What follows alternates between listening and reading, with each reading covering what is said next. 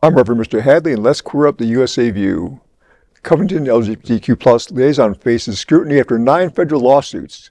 Residents in Covington, Kentucky's queer community are raising concerns about trust in local law enforcement after 9 federal lawsuits were filed against Covington Police Officer Doug Ullrich since 2021.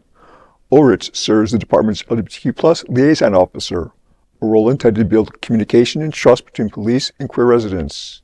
But community members told Queer Kentucky they believe the department is failing that mission. The scrutiny intensified after dashcam footage from October 2024 traffic stop became public earlier this year. The video showed officers, including Ullrich, forcibly removing Damien Conner, a Black LGBTQ man, from his vehicle after officers claimed they smelled marijuana.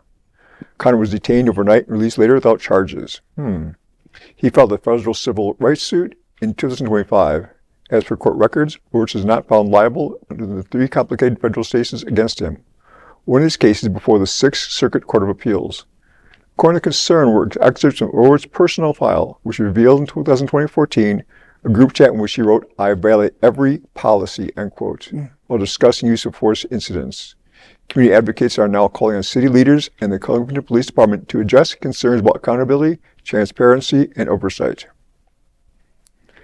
What do you say about that? Here's something you may not know about me. Tell us. I served the village of Bloomingdale Police Department for several years. Okay. The only gay officer in the entire DuPage County. Wow. The first one. Wow. Well, yes. Congrats to you. So you bring a sensitivity to this conversation. So it's important to me to recognize that if someone's hired to do LGBT work, you better be sensitive to the topic. I wasn't in that position. It was a small city. We didn't have an LGBT officer, but people looked at me for representation sharing.